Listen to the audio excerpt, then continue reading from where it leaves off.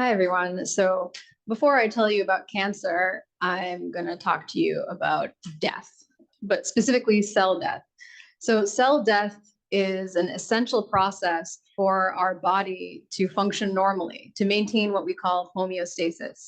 So old cells or damaged cells die and are replaced by new ones as a form of self-renewal.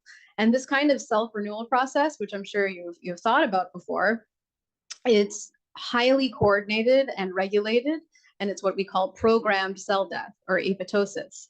But it's also immunologically silent. So in a sense that when these cells die, you're not setting off any alarms, you're not triggering any sort of immune response. And so this kind of cell death is very important. And it's also important for growth and development. And hopefully this will bring back some memories of childhood. If you ever had any tadpoles, and if you watched them develop into frogs, you would see that their tails would start to shrink and disappear. And this process was also because of programmed cell death or apoptosis. So the cells in the tail would neatly package themselves up for removal, and it would get taken back into the body. And so those cells were dying by the silent process. It was just kind of a silent exit, right?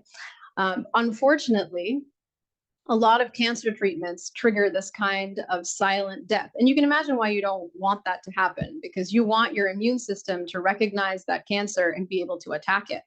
But unfortunately, a lot of cancer treatments trigger this kind of silent death. And when those cancer cells die this silent death, they can even send signals to neighboring tumor cells to tell them to divide and replace them.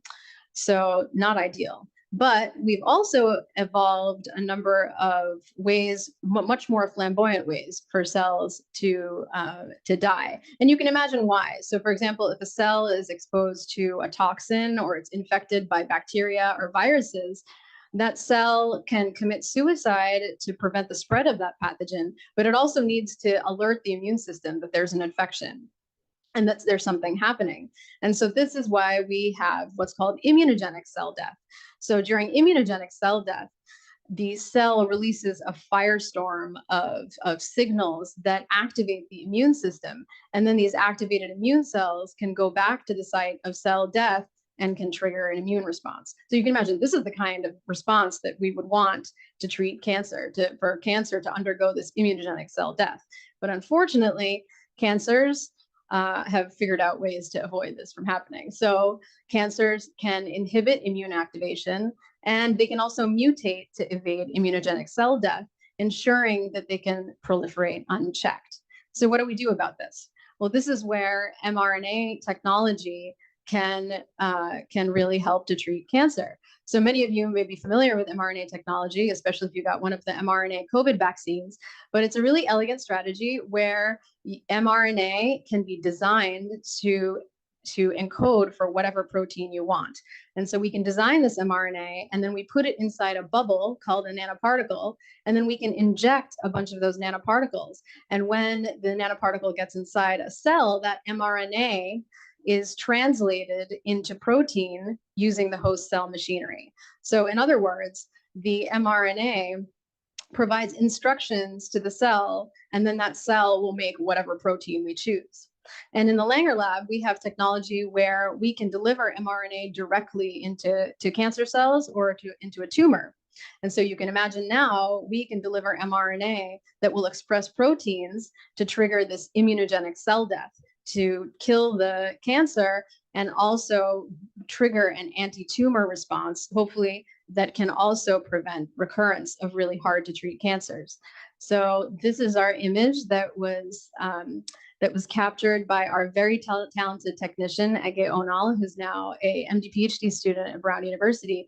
And this is a glioblastoma cell. So glioblastoma is a brain cancer, and it has a terrible survival rate.